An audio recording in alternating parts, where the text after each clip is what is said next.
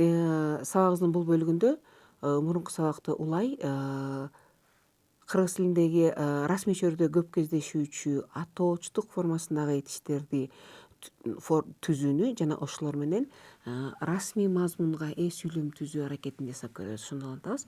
Биринчи сөз жогорулат болчу. Ага биз атоочтук формасын жасоо үчүн у мүчөсүн кошобуз. Жогорулатуу.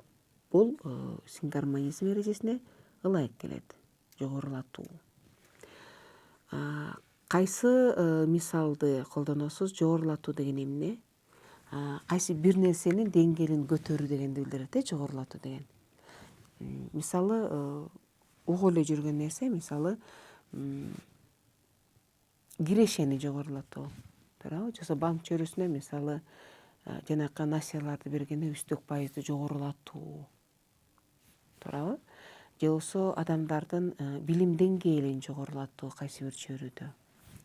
Туурабы? Же болбосо коопсуздукту жогорулатуу болсо болот.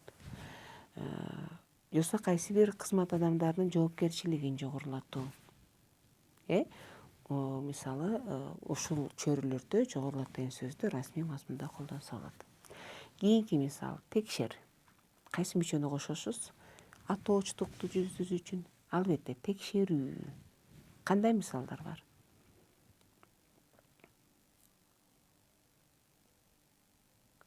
Мисалы, кызмат адамдардын билим деңгээлин текшерүү максатында мисалы сынак өткөрүлдү. Дагы суроо. Суран. Сурануу. Тыюу. Мисалы, тыюу деген сөзгө кандай мисал келтире? Бул көп учурда туруктуу сөз айкашы катары колдонулат. Мисалы, тыюу салынат. Мисалы, сынак учурунда сыртка чыгууга тыюу салынат. Же болбосо тыюу салынган баңги заттарды сатуу, жайылтуу кылмыш болуп эсептелинет. Кол коюу. Дагы мисал сарпта. Бул этиштен атоочтукту жасоо үчүн биз о мүчөсүн кошобуз. Сарптоо. Мисалы, кайсы бир нерселерге көбүрөөк каражат сарптоо талап кылынат. Мисалы, чыгымда. Чыгымдоо. Оңдоо. Мисалы, оңдоо иштери жүрүп жатат деп айттык. Издөө. Кайсы уңгудан түзүлөт? Мисалы, издөө. Изде дегенден. Керектөө кайсындан? Керекте. Мисалы, издөө салынат деп айтышат. Мисалы, илим издөө иштери жүрүп жатат. Керектөө. Мисалы, үнөмдөө деген сөз кайсы сөздөн? Мүчөсү, уңгусу кайсы үнөмдөн? Үнөмдөө. Төлөө. Мисалы, убагында насыя боюнча карыздарды убагында төлөө зарыл. Жерде 2 өө келет. Атоочтук катары. Эми кыска гана мисал, ушул жерде атоочтуктар колдонулуучу сөз айкаштар бар, айрым кездеше турган, ошолорду толуктап көрүңүз. Мисалы, кеңсенин иштөө вариант чагы, убактысы, мезгили. Сунушталган 3 варианттын чагы, убактысы, мезгили. Мезгилди билдирет, убакытты. Бирок туура нерсе, эгерде мисалы, кеңсе канчадан канчага чейин иштей турганын көрсөтүш керек болсо, кеңсенин иштөө убактысы деп жазабыз. Бул кааланып калган, туруктуу болуп калган сөз айкашы. Иштөө чагы, иштөө мезгили деп адатта расмий кагазда иштөө мындай канчадан канчага чейин иштей турганын көрсөтүү мааниде колдонулбайт. Экинчи бир мисал. Документтерди кабыл алуу мөөнөтү, чагы, кези. Албетте документтерди биз белгилүү бир мөөнөттө ичинде кабыл алабыз. Ошондуктан дагы эле мааниси жагынан жакын болгону менен бул жерде документтерди кабыл алуу мөөнөтү туура болот. Үчүнчү мисал. Салыктарды биринчи вариант издөө сунушу, салыктарды көрүү сунушу, салыктарды кыскартуу сунушу. Сунушталган варианттар бул жерде маанилеш эмес, бирок логикалык жактан объективдүү түрдө адаттайбыз салыктарды. Эмне кылганды сунуштайбыз? Издөөнү сунуштайбызбы, көрүүнү сунуштайбызбы же кыскартууну сунуштайбызбы? Албетте салыкты кыскартуу мөөнөтү. Кыскартуу сунушу бул туура болуп эсептелинет. 4-чү мисал. Насыя боюнча карызды төлөө. Тилеги, насыя боюнча карызды төлөө талабы. Насыя боюнча карызды төлөө жаңылыгы. Кайсы вариант туура болот?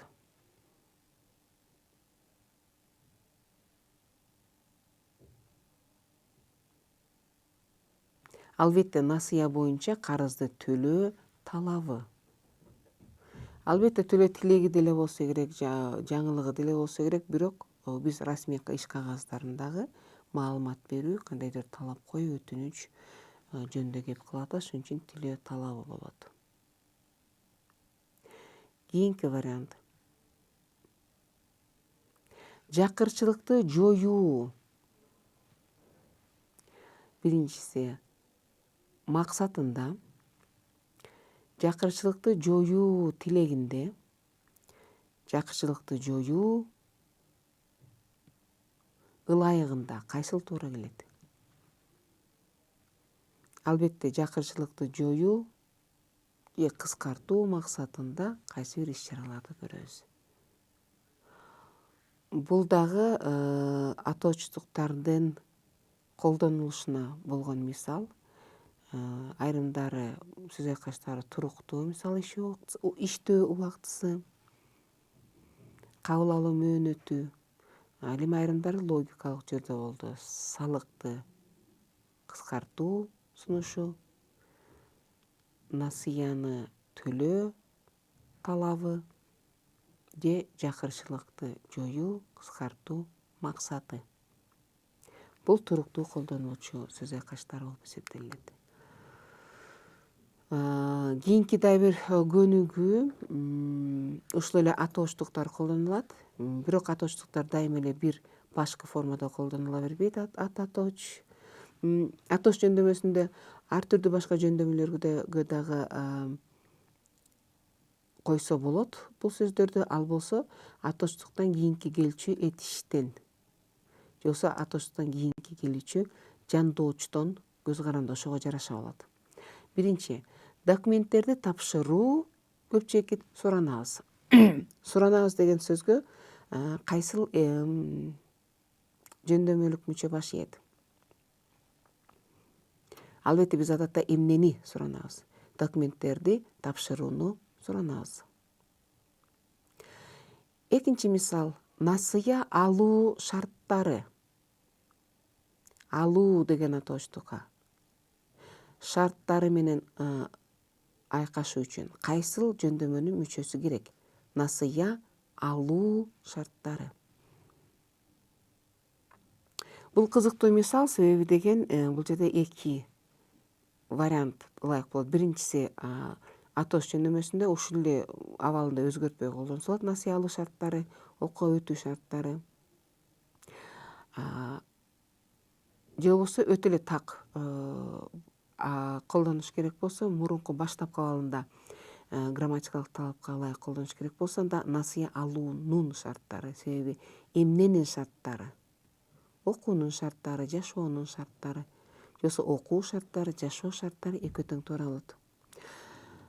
Негизи кыргыз тилинде эки вариант туура болот деген, ушундай грамматикалык курамдарга келгенде, грамматикалык мүчөлөргө келгенде экөө туура келет деген өтө эле сейрек кездеше турган көрүнүш. Үчүнчү мисал, төлөмдүн шарттарын аткаруу бир мүчө керек, баш тартат. Баш тартуу. Төлөмдүн шарттарын аткаруу Негизи баш тартуу деген сөз, баш тарттым, баш тартам деген сөз адатта өзүнө чыгыш жөндөмүнө баш ийдирет. Эмнеден баш тартабыз? Ошон үчүн бул сүйлөмдө төлөмдү шарттарын аткаруудан баш тартуу туура болот. 4-чү мисал, интернетти айыл жерлеринде жайылтуу көп чекит жардам. Жардам деген сөз кайсыл жөндөмөнүн формасын талап кылат, кайсы жөндөмөнү талап кылат? Биз айтабыз, кимге жардам, эмнеге жардам беребиз. Ошондуктан интернетти айыл жерлеринде жайылтууга жардам. Эмнеге жардам? Жайылтууга. Имаратты ижарага берүү көп чекит түшкөн пайда. Мисалы, имаратты ижарага беребиз, анан ошондон түшкөн акчаны, пайданы бир нерсеге жумшайбыз. Түшкөн пайда кайсыл жөндөмө талап кылынат? Эмнеден түшкөн пайда? Кимге түшкөн пайда, эмнеге түшкөн пайда дагы бар. Бирок бул жерде сүйлөмдүн мазмунуна ылайык. Имаратты ижарага берүүдөн түшкөн пайда. Имаратты ижарага берүүдөн түшкөн пайда. Мен бул жерде сүйлөп жатканда катай кетирим, бергенден түшкөн пайда деп. Муну ооз эки тилде колдоно берсе болот. Бергенден. Бирок жазуу түрүндө бул жерде атоочтуктун формасы керек. Берүүдөн түшкөн пайда.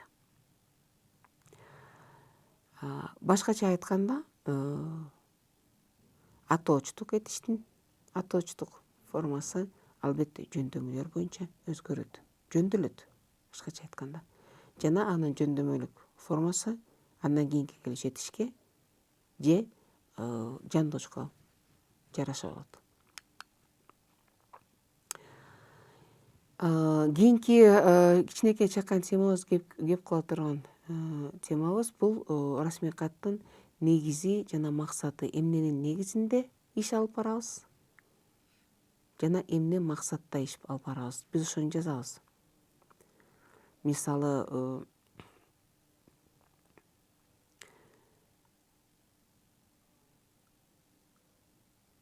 эмне негиз болуп жатат, ушуларды дагы себеп жөнүндө айттык, мисалы, байланыштуу деп. Азыр биз максаттар жөнүндө айтсак, биринчи эле дароо эле грамматикалык мүчөнү алып көрөлүк. Мисалы, бир нерсеге ылайык. Бул кыймыл аракеттин шарты, негизи, бир нерсеге ылайык. Мисалы, төмөндөгү мисалдарга ушу мүчөнү кошуп көрүңүз. Мисалы, А. Өкмөттөр аралык макулдашуу. Мисалы, бир иш аракетти кылабыз да, туурабы? Аны биз эмненин чегинде кылабыз? Өкмөттөр аралык макулдашуунун негизинде кылабыз, ошонун чегинде кылабыз. Өкмөттөр аралык макулдашууда, мисалы, мен бир ишти алып барсам, ошо мен жасай турган иштин шарты, талаптары, мүмкүнчүлүктөрү, пайдасы жазылган болот, туурабы? Ошо өкмөттөр аралык макулдашуу ылайык. Мисалы, өкмөттөр аралык макулдашууга ылайык, мисалы, Кыргызстанда кайсы бир ишкана ачылат. Демек, негизги берилип жаткан маалымат: ишкана ачылат. Анын максат, анын негизи эмне? Ал эмнеге таянып ачылат? Өкмөттөр аралык макулдашууга ылайык. Экинчи мисал, башкармалыктын чечими.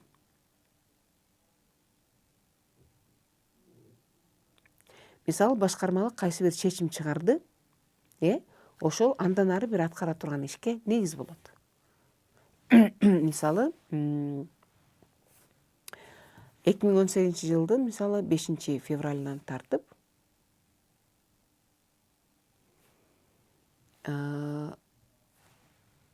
компаниянын имаратына кирүү, мисалы, айдыны көрсөтүү менен гана керек. То есть компанияга кирүү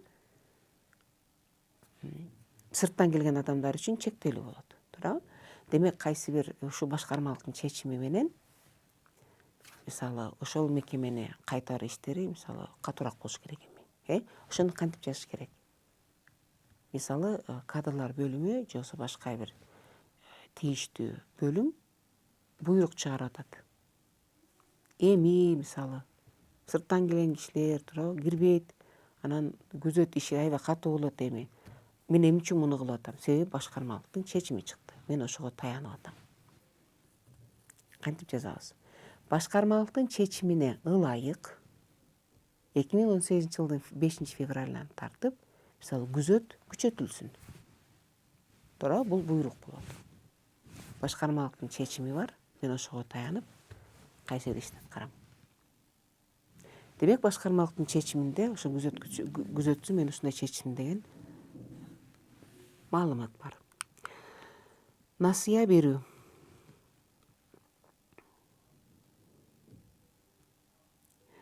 Мисалы насыя берүү шартты.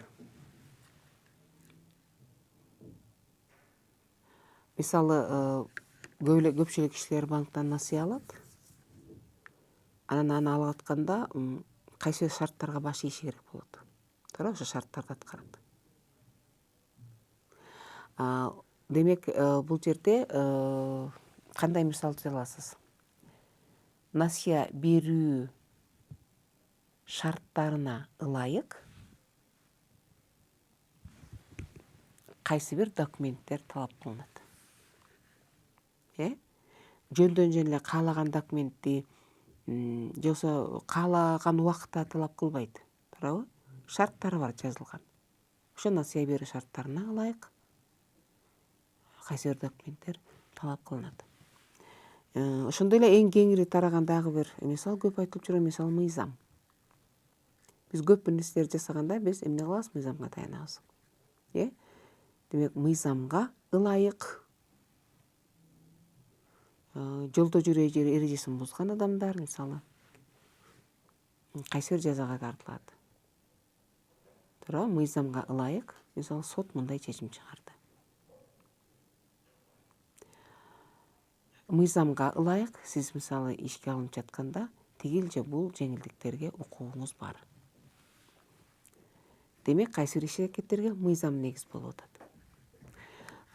Ошондой эле президенттин жарлыгына ылайык кайсы бир иш-аракеттер жүргүзөт. Президенттин жарлыгы дагы негиз болот. Директордун чечимине ылайык.